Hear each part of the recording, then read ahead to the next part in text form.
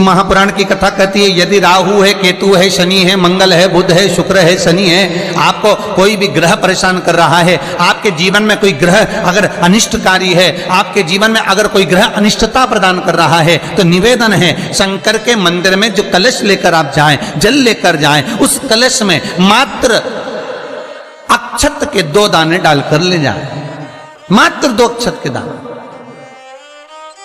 जैसे सूर्य नारायण को प्रसन्न करने के लिए अपन कुंकू डाल लेते हैं, हल्दी डाल लेते हैं जल में, या चने की दाल डाल लेते हैं जल के अंदर। सूर्य नारायण को प्रसन्न करने के लिए हमने चने की दाल डाली, कुंकू डाला, हल्दी डाली, और कभी कभी सूर्य नारायण भगवान से बहुत जरूरी काम है और वो कार्य हो ही नहीं रहा है, या तन पर कोई रोग हो गया है, तो उसको मिटाने के लिए कई बार हमने भगवान सूर्य को अर्घ देते समय सफेद फूल भी डाला है, कभी लाल फूल भी डाला है। उसी तरह भगवान शंकर से निवेदन करने के लिए, हमारी ग्रह दशा सुधारने के लिए जल के पात्र में 2 अक्षत के दाने, अक्षत भी पूर्ण अक्षत, पूर्ण अक्षत, खंडित नहीं, पूर्ण अक्षत भगवान शंकर को समर्पित करते। और बाबा भोलेनाथ को जब हम जल समर्पित करें तो राहु, केतु, मंगल, शनि, शुक्र, बृहस्पति जितने ग्रह हैं सब अनुकूल हो जाते हैं महाराज, सब अनुकूल। इतना बड़ा दर्पण जिसमें मुंह देखते हो आप, मुख, इतना बड़ा दर्पण लिया।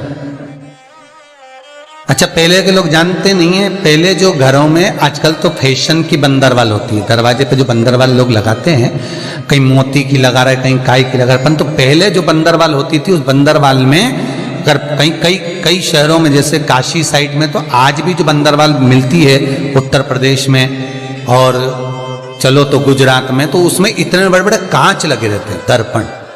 उसका क्या महत्व है, उसकी मूलता क्या है?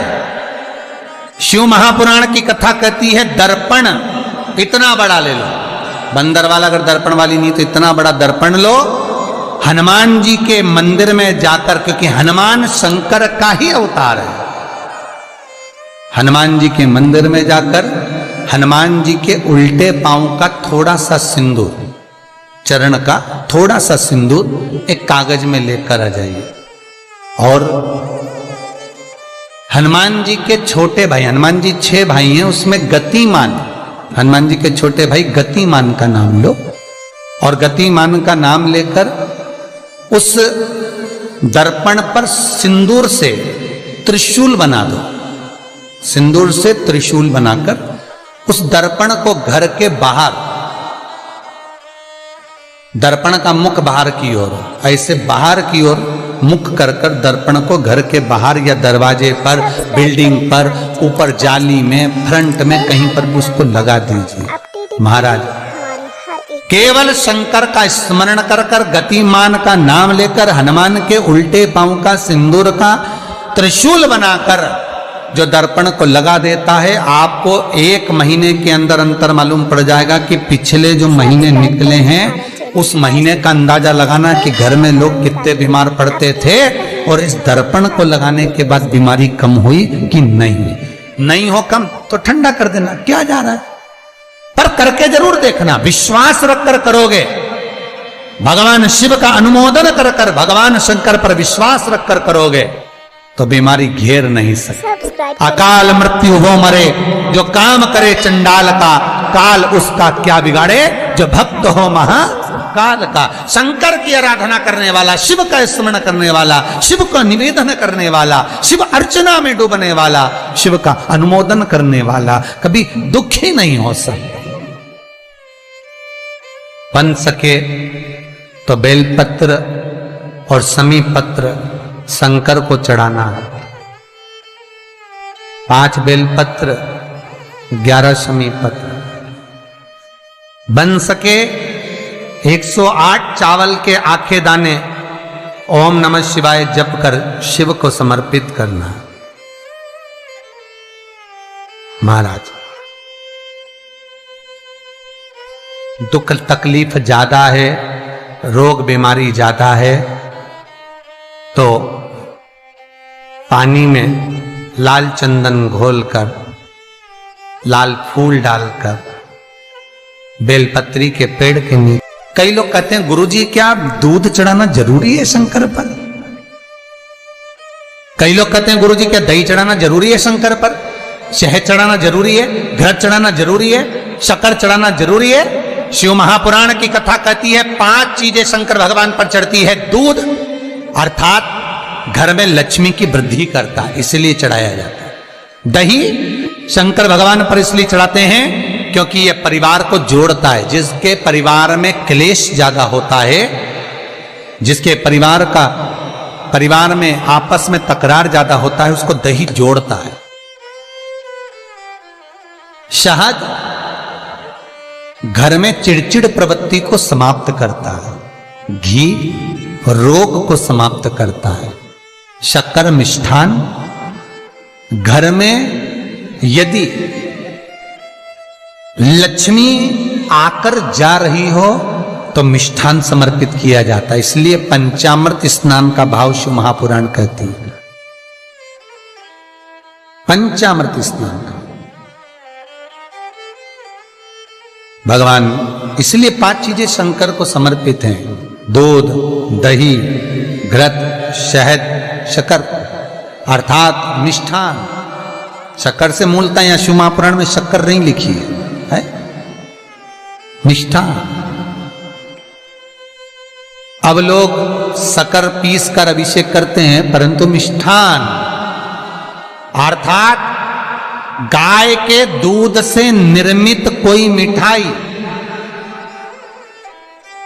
और उस मिठाई से भगवान शंकर का अभिषेक। अब लोग भले शक्कर रखने लगे शंकर जी के अभिषेक में, पर यहां शक्कर नहीं लिखा है, यहां मिष्ठान।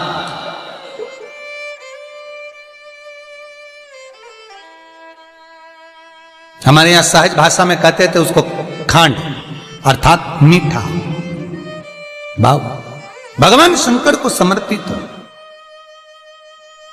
वेद और शास्त्र कहते हैं कि भगवान का यदि कोई प्रसाद बनता है, जन्माष्टमी के समय पर आप भगवान के लिए पंजेरी बनाते हो, भगवान के लिए सुंदर हरीरा बनाते हो, लड्डू बनाते हो, तो भगवान के प्रसाद में गोंद नहीं डलती।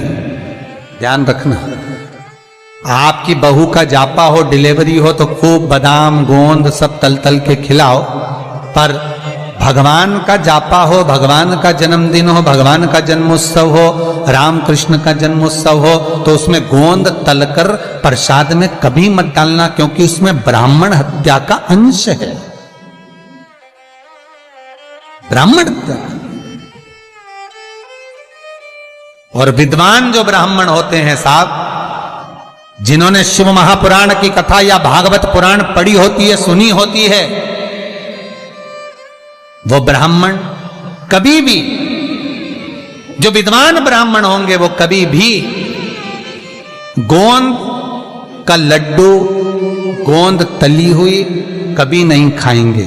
भले वो देसी घी में तले, कुछ भी तले, पर गोंद नहीं खाते, गोंद का लड्डू नहीं खाते।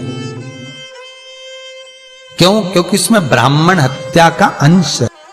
प्रत्येक फोटो में लक्ष्मी विष्णु के साथ नहीं मिलेगी, प्रत्येक फोटो में लक्ष्मी गणेश और सरस्वती मिलेंगे। दीपावली पर पाना खरीद कर लाओ, दिवाली पर कागज खरीद कर लाओ, दिवाली पर फोटो खरीद कर लाइए, लक्ष्मी गणेश के साथ मिलेगी, लक्ष्मी सरस्वती के साथ मिलेगी, पर लक्ष्मी विष्णु के साथ नहीं। क्यों? किस लिए? भगवान विष्णु और लक्ष्मी का फोटो